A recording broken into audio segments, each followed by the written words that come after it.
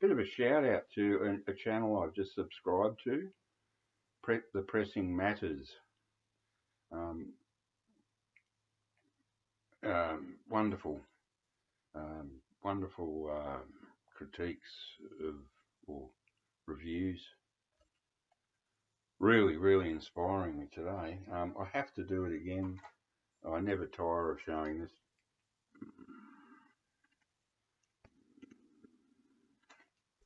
My original mono pepper. Um, Weighs a ton. Australian press.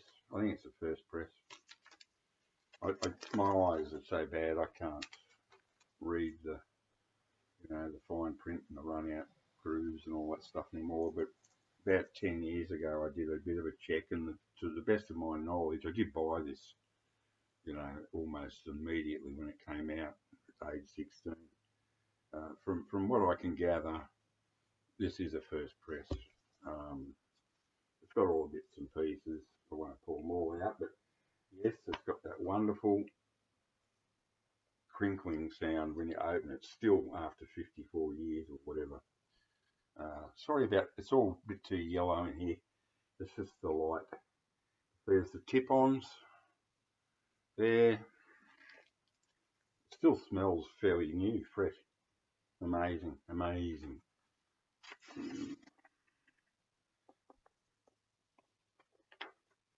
It's been played a fair bit, but I've always looked after my records. And this got played a lot. A heck of a lot, actually.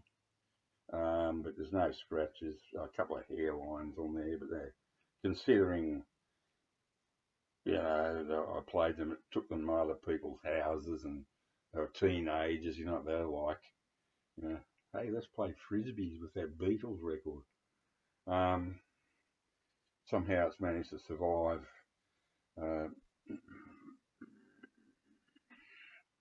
Yep. Goes for big bucks. This isn't mint or even mint minus. I would classify it to my ears, and I have very good hearing for my age.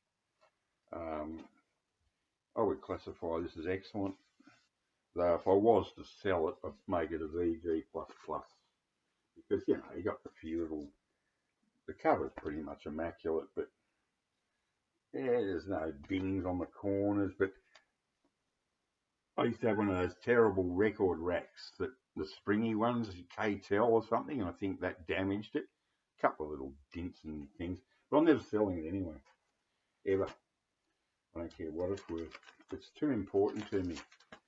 To people that weren't around my age when this came out, and 16 is a critical time. Music that comes out when you're 16, not when you're 15 or 14, because you tend to still like things like Herman Hermits when you're 15 or 14, you know what I mean? Or the Hollies, lightweight stuff. And even the Beatles, I was never a big Beatle fan. I think this is the first Beatle album I ever bought. That means I bought the first Stones. I bought all the Stones albums, right from the word go. But the Beatles, I think I got a couple. I got like an EP for Christmas one year. As a Christmas present. Yes, I did buy I Feel Fine. That was the very first 45 I bought with my own hard-earned window washing money. With She's a Woman on the B-side. Actually like the B-side heaps better. I'm not a big McCartney fan, but that one kicks butt big time, especially on the mono single. Australia was pretty blessed. We sort of were given the good lacquers or whatever from EMI in the UK. So the Australian copies of these albums and 45s sound just as good as the UK ones, sometimes better. Just depends. But this is an Aussie one, and the cover's made in the UK, but the actual record itself was pressed in Sydney. Yeah. If you were 16 when this came out and you heard this, there was nothing like it. Nothing. the only band that could get away with putting out an album with the Rolling Stones. Even they had weak tracks on their albums, of course they did, but with the Stones albums, right from the word go, you knew at least half the tracks are going to be fantastic, and the other half are sort of middling to okay. The Beatles, probably about the same, probably more like 75% really great and 25% middling, because you got the Ringo factor. If you took the Ringo tracks off the albums, it would be a much higher rating. But so the only teenagers, no one had stereos in you know, you just didn't. Only very well-off people, rich people, had stereos, and good stereo system, and stereo records cost more than mono. So number one, a good stereo system would cost you a year's salary or something, wages in those days. It was just out of a teenager's reach, and the Beatles knew that, and so did the Stones. The mono mixes on the Stones and the Beatles up to 67 are absolutely beat the hell out of the stereos. The stereos were just made as an afterthought in both cases, the Stones and the Beatles. So some sort of trendy dad can show off his stereo system to the hip young kids and say, "Oh, listen to your Beatles music. Doesn't it sound wonderful through two speakers?" No, it doesn't.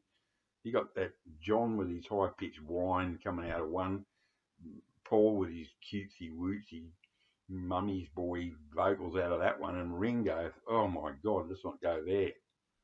And George, oh Christ. Yeah, anyway. You know, put them all together and they harmonise quite well, but singularly, me no think so, Mingle. Getting off track. Okay, so you had three options. I was actually into Bob Dylan, me and my mate, when we were in sixth class at school when we were 10 or 11 years old. I was listening to Bob Dylan before I'd even heard of the Stones or the Beatles. Funny, isn't it?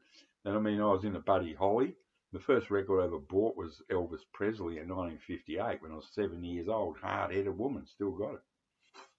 I was heavily into Buddy Holly, and so were the Beatles and the Stones. Their first couple of singles, Not Fade Away.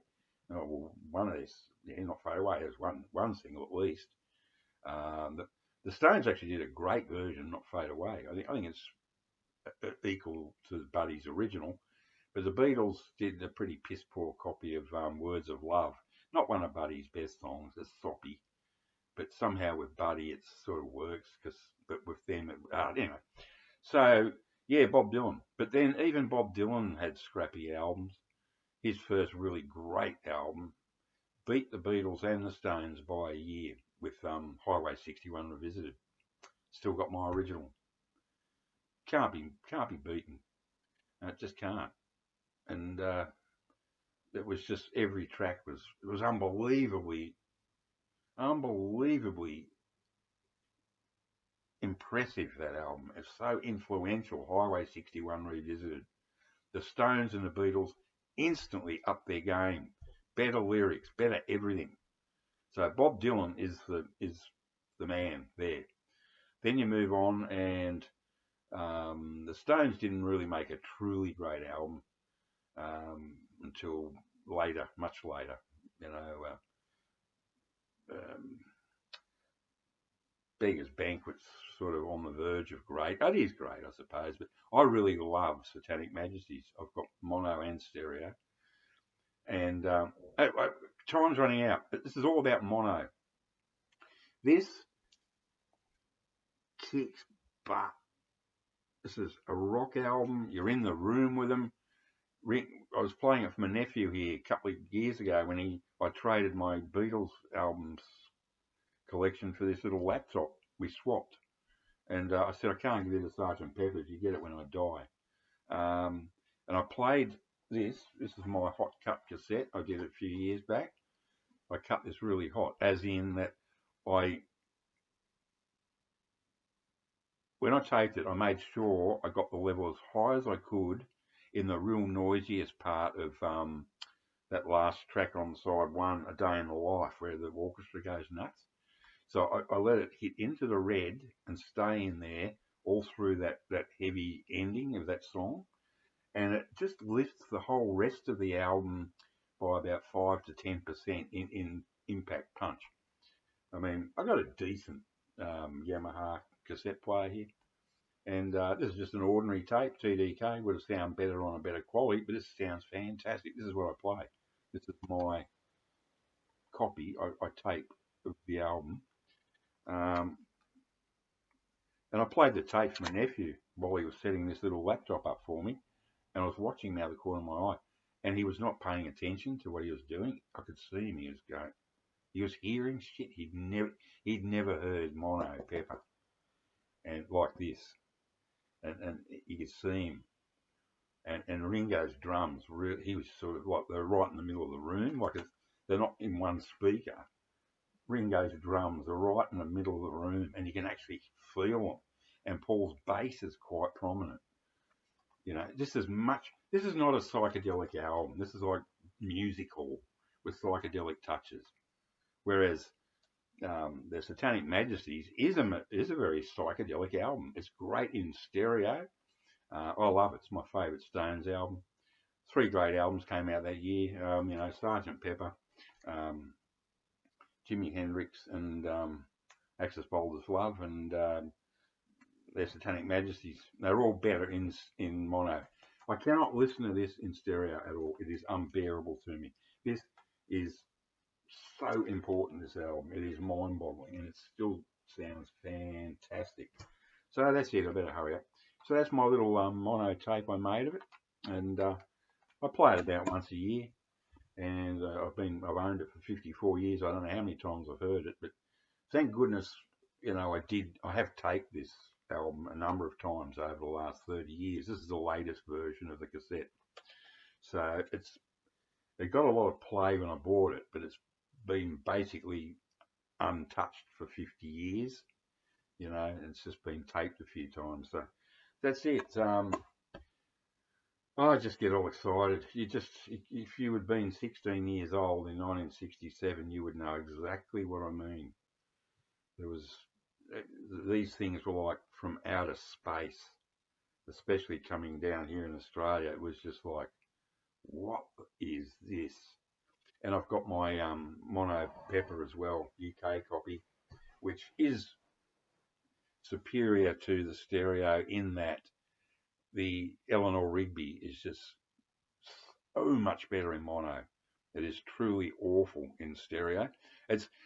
Revolver is my favourite Beatles album. I love that, but Revolver is my personal favourite.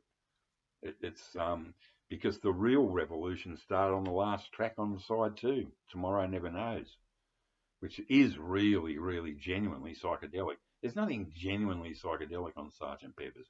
It's experimental. It's all sorts of things. Lucy verges on psychedelic, especially in mono, and being for the benefit of Mr. Kite's a sound collage, which is not truly psychedelic. But Satanic Majesties in mono, not the rolled down, but a proper dedicated mono mix, which I think was only released in the USA and maybe West Germany. I have a CD bootleg of it. It is a different animal. The stereo is fantastic. If you love Satanic Majesties like I do, and I never tire of it, yes, there's a couple of long tracks on it, but it's all part of the thing. But it's great in stereo, but the mono, it kicks butt. It's just like this, and it's like Axis Boulder's Love. This rocks. Axis Boulder's Love in mono rocks. The stereo's fine, but the mono Axis, it's got much more body, and it's just hard to explain in words, of course. But yeah, but Revolver is essential to have in both mono and stereo, because the only thing, because they are so different. Some tracks are almost identical, but there are some backwards guitars and things on the mono that are completely different. It's just like listening to a whole new record. It's exciting. 1446. Hooroo.